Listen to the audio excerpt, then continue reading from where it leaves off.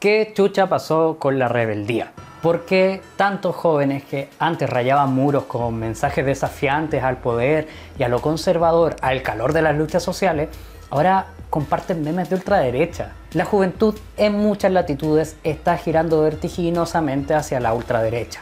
No solo votan por ello, ahora muchos hablan como viejos rancios, pero con filtro de TikTok. Se perciben a sí mismos como políticamente incorrectos, antisistema e incluso se han apropiado de términos como libertarios o anarquistas, pero defienden el orden represivo y la intensificación del capitalismo a puntos que parecen sacados de la peor distopía. Hoy parece ser que el grupo más derechizado son hombres jóvenes que se dicen rebeldes, pero repiten discursos que las élites han promovido desde hace ya varios siglos. Básicamente se les vendió la idea de que ser de ultraderecha es el nuevo punk, es lo transgresor. Sí, claro, antisistema es compartir tweets de Milei como si fuera el Joker. En la política institucional, a sus líderes ya se les ha normalizado, ocupando espacios en parlamentos o dirigiendo países. Vamos a indagar en sus estrategias, como la de aprovechar el descontento con las élites políticas, la crisis de la globalización, la inseguridad y la desesperanza sobre el futuro, entregando narrativas simplistas e incluso conspiranoicas. La nostalgia de un pasado idealizado. Oye, pero ¿cómo llegamos hasta aquí? ¿No era que tuvimos una serie de revueltas e insurrecciones populares? Pues bueno, te advierto que algunas respuestas van a incomodar. Así que afila el machete.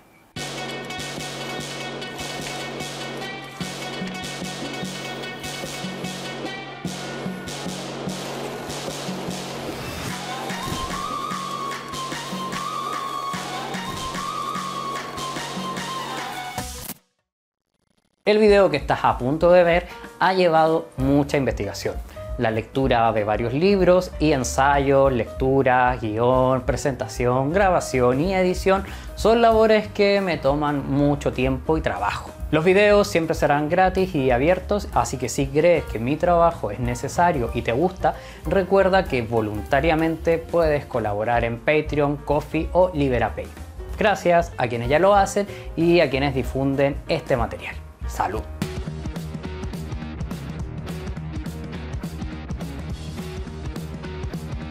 ¿Han surgido nuevas derechas? ¿Son las mismas viejas pero con más descaro? ¿Se han radicalizado más desplazando el debate político a sectores muy ultraconservadores? Sea como sea, se está debatiendo mucho sobre el futuro de las democracias representativas y el orden liberal. Cada país tiene sus propios ejemplos que marcan esta tendencia. En Chile está el Partido Republicano con José Antonio Kast como fundador. Ya era la ultraderecha, nada puede ser peor. Pero disidentes de este partido se unen a la extrema derecha del Partido Nacional Libertario en torno a la figura de Johannes Kaiser. Libertario, ya veremos qué tipo de libertad promueve. En Brasil, el Partido Liberal, que es liberal en lo económico, ultraconservador y nacionalista en todo lo demás, su figura emblemática es Jair Bolsonaro. En Argentina ya es conocido el caso de La Libertad Avanza y el Partido Libertario, con Javier Milei al volante. En Bolivia tienes a Creemos, en Alemania Alternative für Deutschland, el AfD, en Austria el Partido de la Libertad de Austria, Freiheitliche Partei Österreich. En España tienes a Vox y agrupaciones como Se Acabó la Fiesta, que reúne antifeministas de extrema derecha. Y eso sin contar otros tantos que siguen el mismo libreto. Temas como la inmigración, el globalismo, el ecologismo, derechos sexuales y reproductivos y el feminismo son su kriptonita. Y han llegado a disputar el sentido de los conceptos, hablando, por ejemplo, de las verdaderas feministas o de somos los verdaderos anarquistas y libertarios. Según algunos estudios, las mujeres jóvenes se están inclinando a la izquierda del espectro político, mientras que los hombres más a la derecha, respondiendo al feminismo con movimientos que buscan remasculinizar y recuperar la hegemonía masculina. Pues bajo su distorsionada mirada, los hombres serían víctimas de una sociedad misándrica, dicen. Las llamadas nuevas derechas surgen como una fuerza política en el siglo XXI, pero ¿qué tienen realmente de nuevo? Te encontrarás con teóricos que las comparan con el fascismo histórico, Otros, como el historiador Emilio Gentile, rechazan esa idea diciendo que sería un error entenderlo como un simple retorno al pasado. Así que otros, como Enzo Traverso, les llaman posfascismo, pues si bien comparten muchísimos rasgos con el fascismo histórico, digamos, tienen diferencias importantes como la falta de una visión utópica y que si bien son fuerzas reaccionarias, populistas, autoritarias y xenófobas, carecen del característico partido milicia o la idea de una regeneración nacional violenta.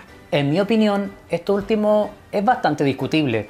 Partidos como Vox en España o Agrupación Nacional en Francia han incentivado acciones violentas con el discurso de una regeneración nacional, o el caso de los Proud Boys en Estados Unidos, grupos solo de hombres ultranacionalistas y supremacistas blancos por años dirigidas por Enrique Tarrio, un afrocubano, supremacista blanco, líder también de la asociación Latinos for Trump, como decir, dinosaurios por el meteorito. Por otro lado, si bien no propone una utopía futurista, sí que crean una narrativa de reconquista y de restauración de un supuesto pasado glorioso. Si no, pregúntenle a Meloni o a Abascal. Hasta aquí mi opinión, sigamos. Otros, en cambio, distinguen entre la extrema derecha y la derecha populista radical. La primera rechaza la democracia liberal, la segunda la acepta pero quiere debilitar cosas como los derechos de las minorías y la separación de poderes. La conjunción de ambas forman el polo de la ultraderecha. En Latinoamérica, estos movimientos mezclan nacionalismo con soberanismo y se oponen a la diversidad cultural, es decir, promueven una identidad nacional homogénea, construyendo un enemigo interno, indígenas, feministas, defensoras de la naturaleza, etc.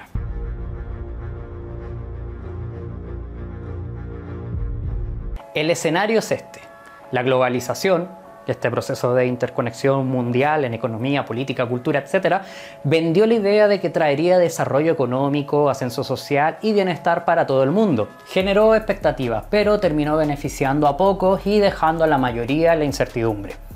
Los ricos siguieron acumulando, la llamada clase media ve cómo su estabilidad se cae a pedazos, los pobres se hunden en la precariedad y las nuevas generaciones enfrentan un futuro laboral efímero y casi sin acceso a una vivienda propia.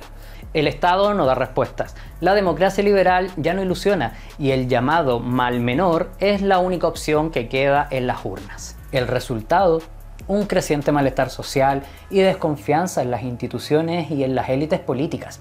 Genial, ahora podría armarse una revolución que rompa con el capitalismo, el Estado, el patriarcado y toda forma de opresión.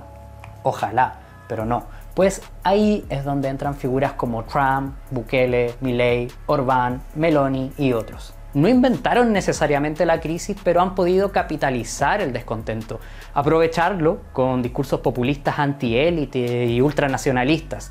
Se ven a sí mismos como la voz del verdadero pueblo, el que ha sido traicionado por políticos corruptos y organismos internacionales, y siendo ellos mismos políticos corruptos millonarios que defienden el poder de las grandes corporaciones y se benefician de privilegios, se ofrecen como mesías plebeyos del pueblo, aunque su idea de pueblo es excluyente y conservadora.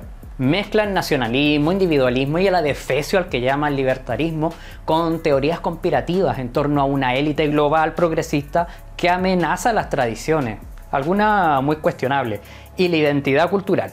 Ahí encontraron a un público fiel que vieron convertidos sus problemas materiales en guerras culturales. Es decir, no tienes casa ni contrato estable, pero el problema, dicen, es que alguien dijo todes en la tele.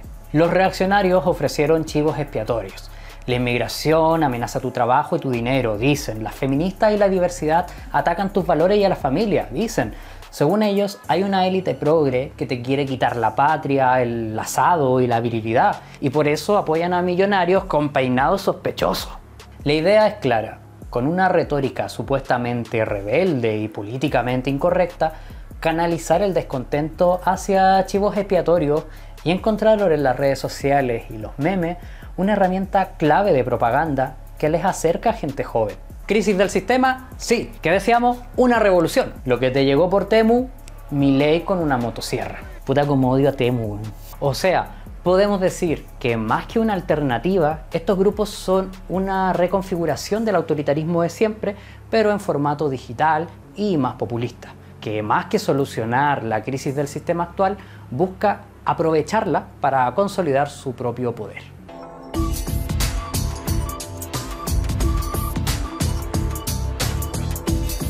La expansión de las ultraderechas en el mundo no solo es causa de su capacidad de manipular el malestar o su estrategia discursiva, sino también por el fracaso de las izquierdas en todas sus variantes para contrarrestarla. Y claro, en mi opinión, ese fracaso responde a errores estructurales que las han alejado de la gente para convertirse en cómplices pasivos del sistema que dicen combatir.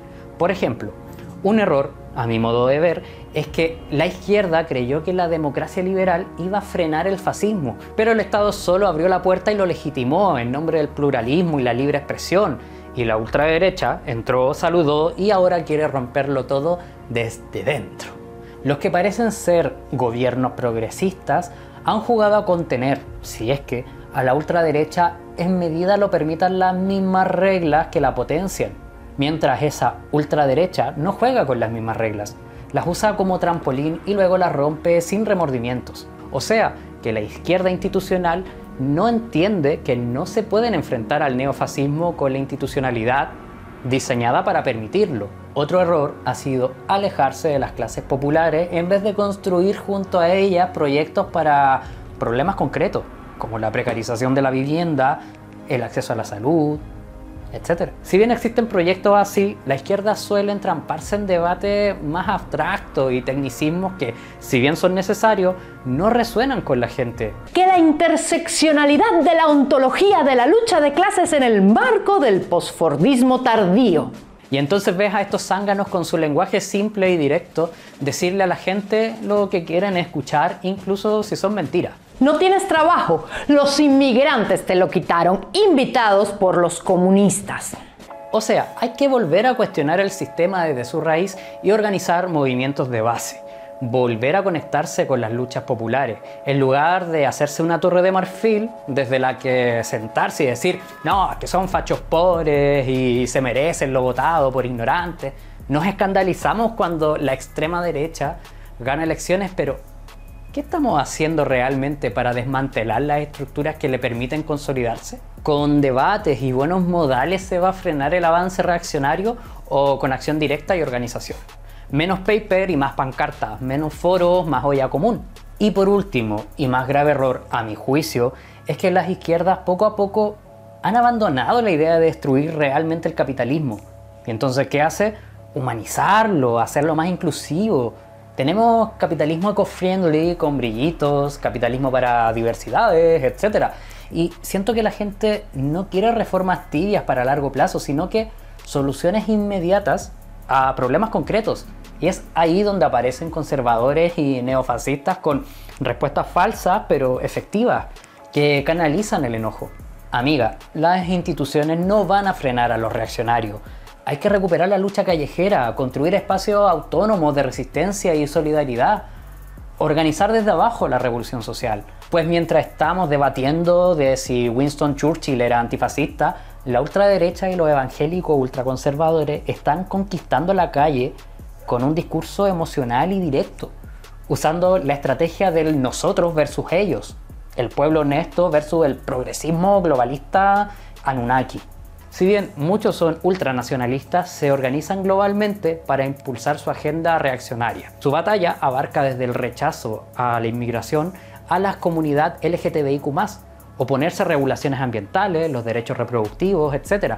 Su intención en muchos casos es volver a una versión idealizada del pasado en donde todo era mejor. Apelan a la nostalgia entonces, volver a ser el Imperio Romano, por ejemplo. Uno de sus blancos favoritos es la Agenda 2030, que imaginan como una conspiración globalista que impone valores progresistas, que según defienden a las que llaman minorías. La ONU te obligará a abortar y usar lenguaje inclusivo hasta en los sueños. Se hará una dictadura vegana, transgénero, feminista, decolonial islámica con perspectiva marxista-leninista globalista, porque el término globalista, al igual que woke o comunista, es útil para meter todo lo que odian. El terreno está ahí. El problema no es solo que ellos avancen, sino que muchas dejaron de pelear.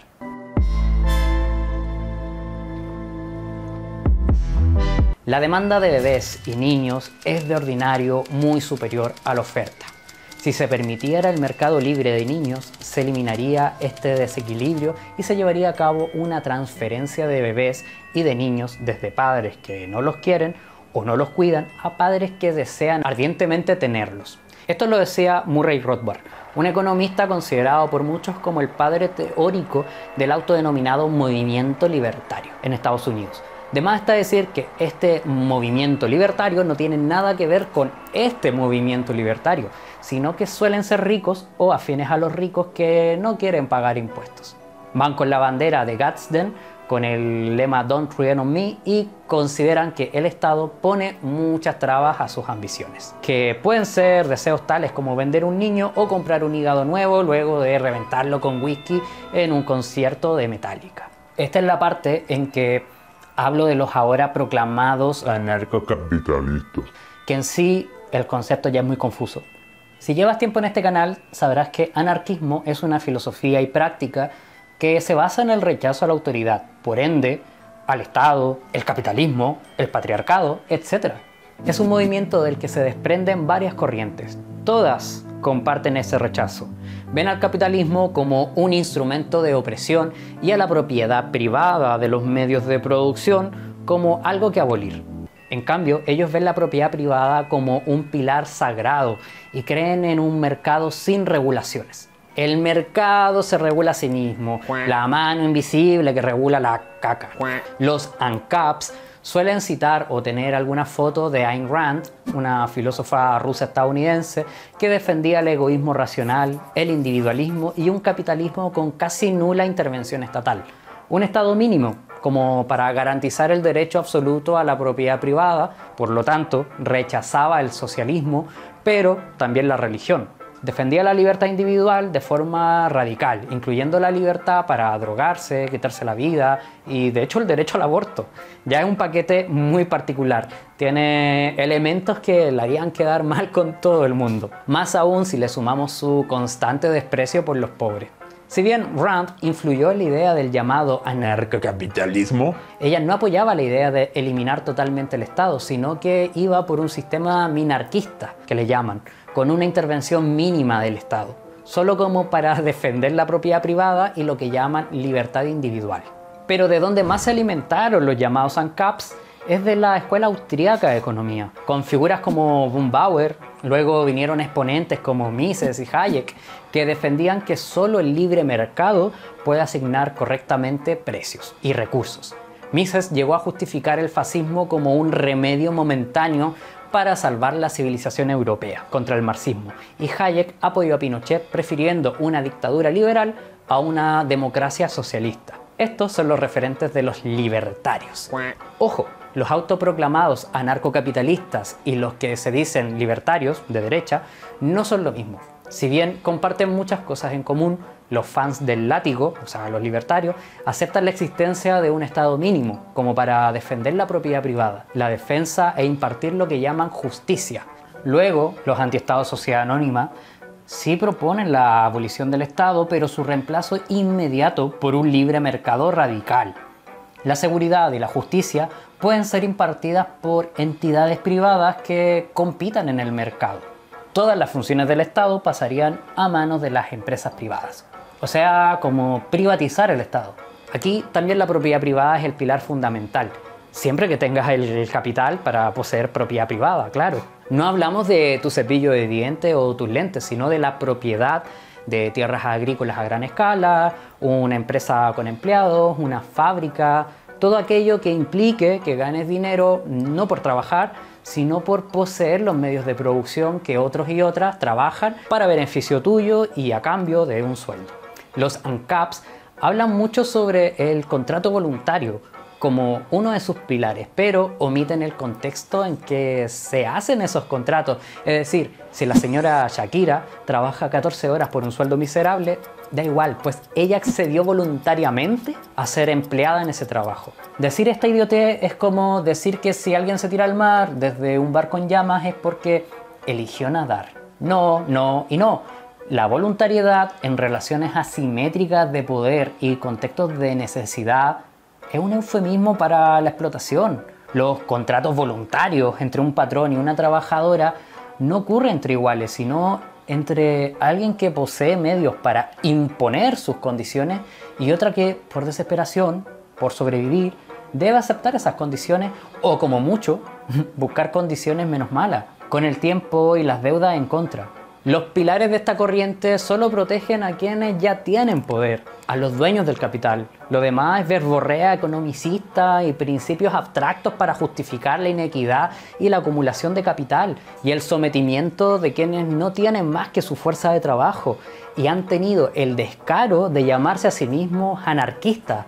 Joven compañero o compañera, que no le engañen. El anarquismo es inseparable de la lucha con el capitalismo, el rechazo a toda forma de dominación económica, política, religiosa, patriarcal, toda forma de explotación, y promueve la construcción de sociedades horizontales, solidarias y autogestionadas. Estos, en cambio, son una apropiación moderna y contradictoria del término anarquista, popularizado por ellos en los años 50, tomando solo el elemento antiestatal y negando el corazón solidario y antiautoritario del anarquismo. Retuercen la historia para convertir a todos los pensadores y pensadoras del anarquismo en estatistas, que se mezclan con el colectivismo opresor, dicen. O sea que no ven diferencia entre Stalin, Mao, Bakunin o Durruti. Todos son estatistas, según ellos. Los verdaderos defensores de la libertad, pero de mercado. Muchos de ellos, por ejemplo, ven con buenos ojos que las multinacionales exploten infancias en el llamado tercer mundo, pues así al menos no mueren de hambre o no caen en situaciones que no puedo mencionar. O sea que todo se justifica en nombre de la Santísima Madre Empresa. Pero si dice esto mismo, saltan a decir que uno es el autoritario y te ponen ejemplos de niños vendiendo limonada un fin de semana en Estados Unidos. No espero mucho más de gente cuyo gurú hablaba de un mercado libre de niños. Sí, según él, si tienes tutela sobre tu hijo, ¿por qué no puedes venderlo como si fuera un auto viejo? Pero para ellos es pura lógica de libre mercado, que es la única mierda que quieren ver libre. Referentes más famosillos de estos pensamientos son Javier Milei en Argentina y cientos de youtubers y tiktokers, destacando a Emanuel Danán, Tipito Enojado o Lilia Limón, algo así. Argentina, ¿todo bien? Muchas y muchos jóvenes caen en la trampa de estos capitalistas con disfraz transgresor, defendiendo un sistema que los va a explotar sin piedad y que los ve como meros números en un gráfico. Lo cierto es que hay un submundo en internet donde hombres muy frustrados esparcen odio hacia las mujeres, la llamada manósfera, integrada también por influencers comúnmente asociados a la extrema derecha, comprometidos con la defensa del patriarcado. Un grupito de perturbados que no sale de internet. Error. Han estado detrás de agresiones y hechos fatales en las calles. En 1997 la canadiense Alana se sentía sola y sabía que no era la única. Creó la web Alana's Involuntary Celibacy Project, proyecto de celibato involuntario de Alana, Incels, para conectarse con gente que también se sintiera así y compartir sus frustraciones con la vida amorosa. Al principio era un foro amigable para hablar de soledad y frustraciones amorosas, pero se convirtió, ya sin Alana, en un núcleo de subcultura misógina, conocida como Incel, célibes involuntarios, y creció en respuesta al aumento de la visibilidad de las luchas feministas. Y ya están por todas partes, desde chats gamers hasta redes sociales, incluso sin buscarlos. Los nuevos suelen pasar por una especie de rito de iniciación, equivalente a tomar la famosa píldora roja, que para ellos sería como darse cuenta que supuestamente la sociedad está diseñada para beneficiar a las mujeres y todo es una gran conspiración feminista. En su visión del mundo, los hombres son las auténticas víctimas, condenados a fracasar laboral y sexualmente por no sentirse atractivos o por no tener recursos para atraer a una mujer. Invierten totalmente la realidad. Podemos ver que hay miembros que tienen problemas y vulnerabilidades muy reales que son captados por la manósfera y les dicen que las mujeres son la causa de sus problemas. Un adolescente apenado navegando en internet se puede transformar en un incel y sentir que al fin forman parte de algo, lo que sea, con una causa y un enemigo al que derrotar. El discurso es tan violento que de verdad dan ganas de vomitar. Incluso la autora británica Laura Bates, en su investigación, tomó la identidad de un joven y se adentró en estos foros. Se dio cuenta que leyendo este odio misógino día a día, incluso se podía normalizar con el tiempo y no causar tanto impacto del contenido que se compartía. Algo que les motivaba, según decía alguno, era que no consideraban justo que se hablara de las necesidades de las mujeres cuando su vida de hombre con supuestos privilegios no era precisamente de privilegios, según ellos veían. Por muy hombres blancos y hetero, si no tienes dinero y no puedes acceder a la vida sexual, pues no tendrías privilegios realmente. Por lo que suelen odiar que la gente les diga que son privilegiados y ven al feminismo como su rival más importante. Por eso no es raro que políticamente se adhieran más a discursos de extrema derecha o sectores sociales más conservadores o en grupos conspiranoicos. Tienen en común que consideran al movimiento feminista como una amenaza. Interpretan que es un ataque deliberado a la totalidad de hombres y que no existiría una forma aceptable de ser varonil. La respuesta defensiva sería correr a una zona de confort en la que te digan que esto no es tu culpa. La manósfera incluso va más allá y les invierte la película. No es tu culpa. Creer que ellas son infrahumanas y odiarla no está relacionada con tu falta de éxito romántico. Debe ser el sistema misándrico. Ahora es cuando alguien me dirá, oye, pero si es verdad, los hombres sufren y la tasa de suicidio es más alta en varones y tienen que ir a pelear en guerras y bla, bla, bla, bla, bla. Y sí, la tasa de suicidio es más alta. En gran medida tiene que ver con no reconocer que necesitamos atención en salud mental. La mismísima cultura patriarcal impone que el hombre debe ser el sostén y protector de la familia. Así que no cumplir con esa expectativa de proveedor, entre otras cosas, puede afectar mucho. Pedir ayuda no es de macho, así que muchos se lo guardan hasta que explotan. Ya el acceso a salud mental es un problema más transversal. ¿Que los hombres sufren más violencia y más muertes? Sí, suele ser en manos de otros hombres. El patriarcado como modelo social es de naturaleza opresiva, siendo las compañeras y las diversidades a lo masculino sus principales objetivos. Pero la masculinidad se ha construido justamente en esos pilares. Reforzarla no elimina el problema. El incel cree que el 20% de los hombres atractivos se acuesta con el 80% de las mujeres, pues, según dicen, ellas eligen a sus parejas netamente por lo físico y no por otros atributos. Esta teoría llamada 80-20 igual omite completamente que pueden existir mujeres y hombres homosexuales. Es decir, igual un porcentaje de mujeres eligen a otras mujeres y viceversa, pero además parecen tener muy definido el límite entre lo atractivo y lo feo. Ser bajitos, calvos, con acné o racializados puede condenarte al celibato eterno. No se preocupen, yo estoy salvado. Para sorpresa de nadie, la manósfera y estas nuevas derechas están conectadas más allá de que ambas son un buffet de racismo, homofobia y misoginia que propone a este hombre ideal, blanco, macho alfa, rancio y funado. Las nuevas derechas también toman a un grupo privilegiado y les dicen que en realidad ellos son los discriminados a manos de personas que realmente son discriminadas. Mujer lesbiana, negra, senegalesa, pobre y sin casa, opresora, sin duda. Hombre inglés, blanco, propietario de 5 edificios y una fábrica, oprimido totalmente. Llamen a la Cruz Roja, que lo ayuden, por favor. Y sí, muchas y muchos nos reímos de lo ridículo que suenan, pero ojo, sus ideas están calando en el discurso político. En 2018 se hizo conocido el caso de una página llamada Incelocalypse, con contenido extremadamente violento que no podría ni siquiera mencionar por aquí sin que me bajen el video, pero que ya el banner hablaba de esclavizar mujeres. También apuntaban hacia niñas en actos atroces. Se compartían videos muy graves. Su creador y administrador se hacía llamar Leukostick y se autodefinía como Rape Cells, que ya puedes imaginar lo que significa.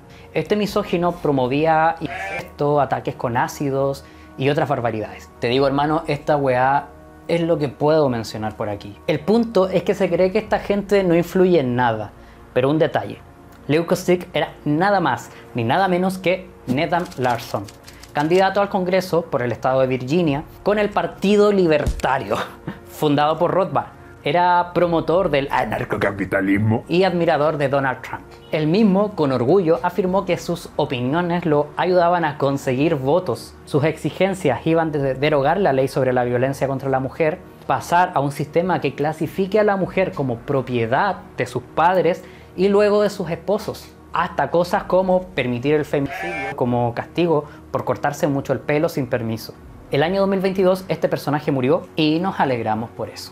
La manósfera y el supremacismo blanco, lo reconozcan o no, comparten la idea purulenta de que el hombre blanco, hetero y macho alfa estereotipado existe para dominar y reproducirse, por lo que el control y el poder son fundamentales.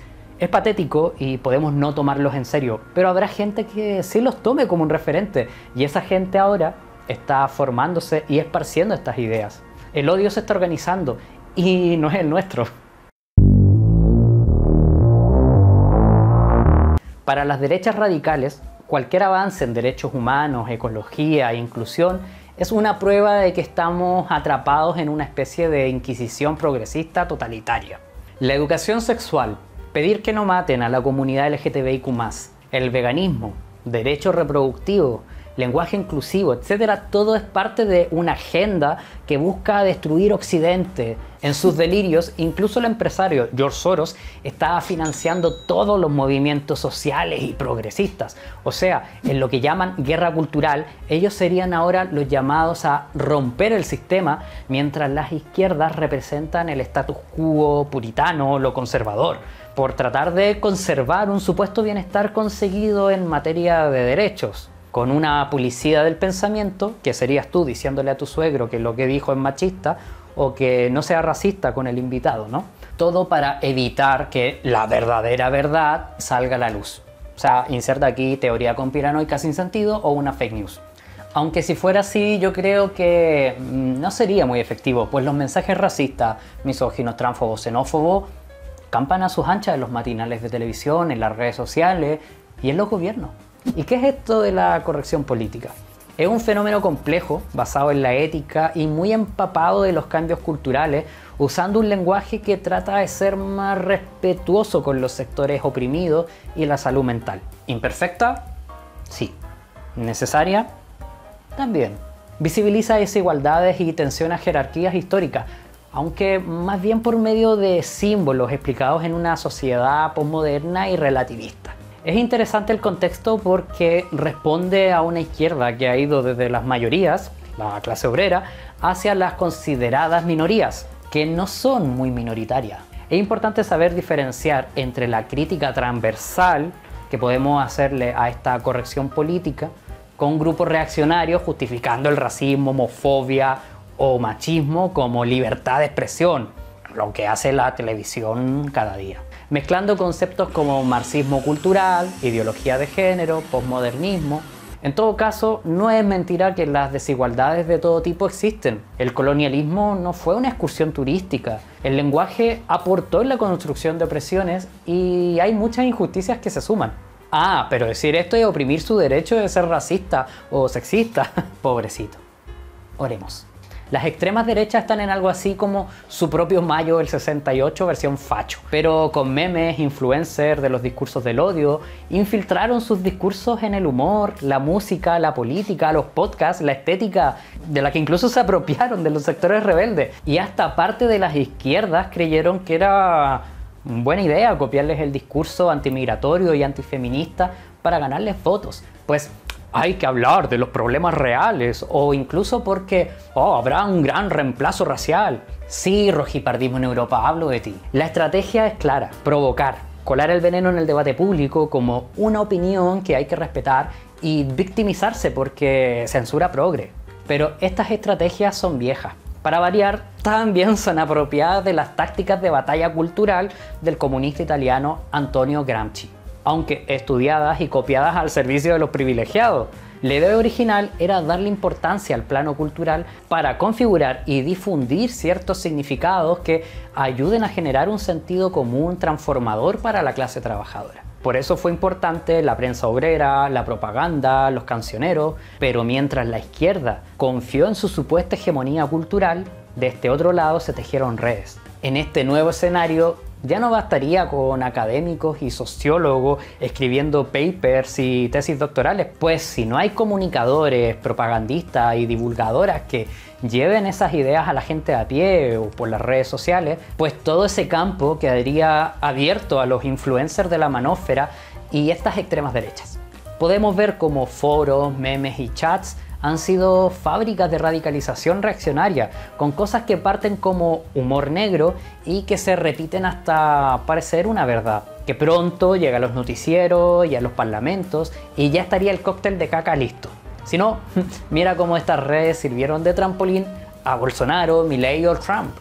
Sobre apropiación de símbolos normalmente asociados a causas más zurdas, hay variedad, como ocupaciones neofascistas en Italia y Ucrania, con centros sociales ocupados, pero versión xenófoba, o hogares sociales en España que pasaron de quemar indigentes a ofrecerles ayuda. Siempre que sean blancos y españoles, claro. Así se crean una imagen de solidarios y comprometidos con causas nacionalistas, mientras apuntan a quienes ayudan a inmigrantes como traidores. La jugada redonda. Estas llamadas nuevas derechas a las que se pliegan tantos jóvenes tienen un discurso que muta según su público. Pueden sonar libertarianos, patriotas, antiglobalistas, etc. Pero en el fondo, si bien con elementos diferenciados, son reaccionarios que apelan a lo de siempre: racismo, machismo, xenofobia, homofobia, pero vestidos de sentido común y a una identidad común. Por ejemplo, la iberósfera, basada en la hispanidad, la familia tradicional, la masculinidad y la nostalgia de un tiempo en que los valores tradicionales no eran corrompidos. ¿Que cuánto daño han hecho muchos de estos valores tradicionales? Han creado fundaciones para articular la llamada iberósfera, con lazos entre la ultraderecha en ambos lados del charco, apelando a un pasado común en base a la cultura hispana, la cual reivindican como la gran experiencia civilizadora, tan ensuciada por lo que llaman leyenda negra.